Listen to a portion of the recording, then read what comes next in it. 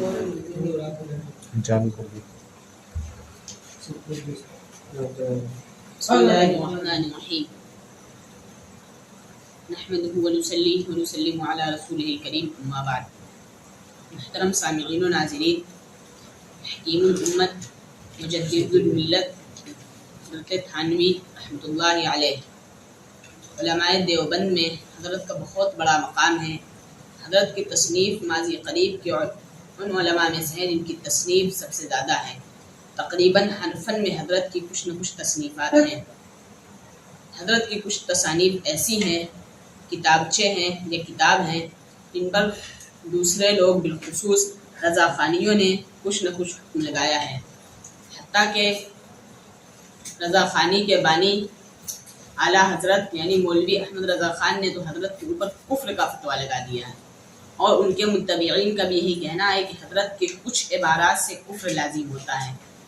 سب سے پہلی بات یہ ہے کہ اگر کسی کی کوئی عبارت موجود ہو تو عبارت کو سمجھنے کے لیے ہمیں صاحب عبارت کے پاس جانا چاہیے.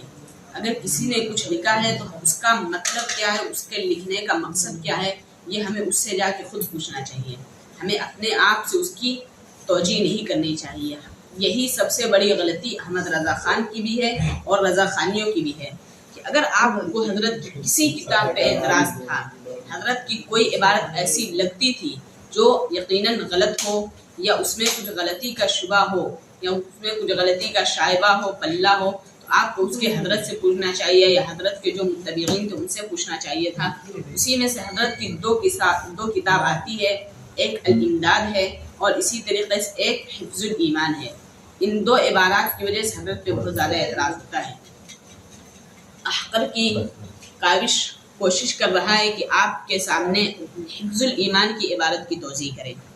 حضرت کی حفظ الایمان کی عبارت کا سب سے پہلے آپ پس منظر سمجھیے. حفظ الایمان یہ حضرت سے کسی نے 3 مسئلے میں سوال کیا تھا. اس میں ایک سوال یہ تھا کہ کیا رسول اللہ کو عالم الغیب کہا جا سکتا ہے یا نہیں. رسول اللہ کے اوپر عالم الغیب کا اطلاق علم غیب نہیں. بات سمجھیے، کیونکہ یہی سب سے بڑی غلطی احمد رضا خان اور ان کے متبعین سے ہوئی ہے. ان کا کہنا یہ ہے کہ حکیم الامت نے رسول اللہ کے علم کو زید، عمرو، بکر، بہائم اور تمام حیوانات سے تشبیہ دی ہے. سب سے پہلی بات یہ ہے کہ نہ حضرت نے تشبیہ دی ہے اور نہ ہی اسی طریقے سے حضرت نے اس کو برابر کہا ہے، بلکہ حضرت نے تو ایک مثال کے ذریعے سے سمجھایا ہے. پوچھا کہ کیا رسول اللہ کو عالم الغیب کہہ سکتے ہیں، حضرت نے فرمایا نہیں. اس کے بعد پوچھا کیوں، اس کے جواب میں حضرت نے لکھا کہ اگر اس سے مراد بعض علوم غیبیہ ہے، یعنی اگر اس سے مراد تھوڑا سا علم غیب ہے، تو کسی چیز کا علم تو زید کو ہوتا ہے، کسی چیز کا علم تو بکر کو ہوتا ہے، کسی چیز کا علم تو کسی جانور کو بھی ہوتا ہے، کسی چیز کا علم تو کسی حیوان کو بھی ہوتا ہے. تو اس میں رسول اللہ کی کیا خصوصیت، یہ ہے حضرت کی عبارت کا پس منظر.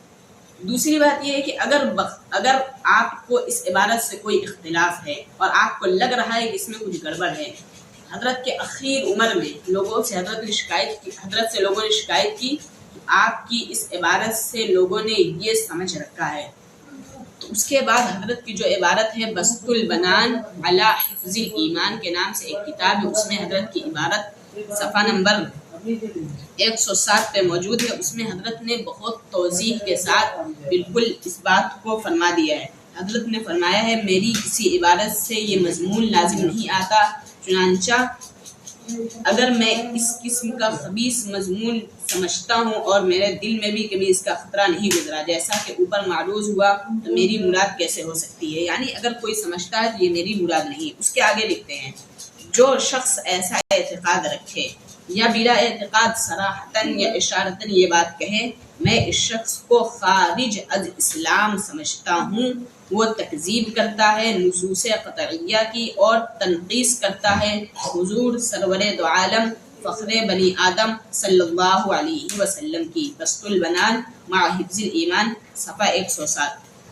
حضرت کی عبارت اس کو سمجھیے کہ اگر واقعی وہ بات ہوتی جو رضا خانیوں اور اعلیٰ حضرت نے سمجھ رکھی ہے تو آخر حضرت اس عبارت کی توضیح کیوں کرتے ہیں. ٹھیک ہے، کسی عبارت سے اختلاف ہر زمانے میں ہو سکتا ہے، لیکن جب ایک صاحب معاملہ کہہ رہا ہے کہ میری مراد اس سے یہ نہیں ہے، آپ کیوں بلا وجہ اس کو کسی کے اوپر تھوپ رہے ہیں. دوسری بات وہ یہ کہتے ہیں کہ تم تمام لوگ کافر ہو. کیوں؟ کیونکہ حضرت کافر ہیں بقول ان کو کافر کہنے، ان کو کافر تم کو سمجھنا چاہیے. اگر ان کو تم کافر نہیں سمجھتے تو تم خود کافر ہو. بات یہ ہے اگر آپ کی یہی مراد ہے ان کو کافر نہ کہنے والا کافر ہے تو ایسے تو آپ کے امام اہل سنت فاضل بریلوی ایک جگہ نہیں سینکڑوں جگہ پھنسیں گے. ان کی کئی مثالیں ان کی دیگر کتب میں موجود ہے، اور ایک نہیں سینکڑوں بریلوی عالم ہیں جو علماء دیوبند کو حق پر سمجھتے ہیں. تو اگر یہ سینکڑوں بریلوی عالم آپ کے نزدیک کافر کہیے، اور اگر آپ ان کو کافر نہیں کہتے تو آپ خود کافر ہو جائیں گے. بہرحال کفر و ایمان کا مسئلہ بہت حساس ہے، اسی وجہ سے علماء دیوبند نے کسی کو اوپر کفر کا فتویٰ نہیں لگایا، اور نہ ہی ہماری یہ تربیت ہے کہ ہم کسی کے اوپر کفر کا فتویٰ لگائیں. ہم تو الزامی طور پر کہتے ہیں کہ اگر آپ نے اس سے یہ لازم کر رکھا ہے تو اس کا معنی یہ ہے. دوسری بات یہ ہے کہ ہمارے اکابر نے الحمدللہ ہماری بہت اچھی تربیت کی ہے. حضرت حکیم الامت کی مجلس میں کسی نے احمد رضا خان کہہ دیا. حکیم الامت حضرت تھانوی ناراض ہو گئے اور انہوں نے فرمایا تم کو احمد رضا خان نہیں مولانا احمد رضا خان چاہیے.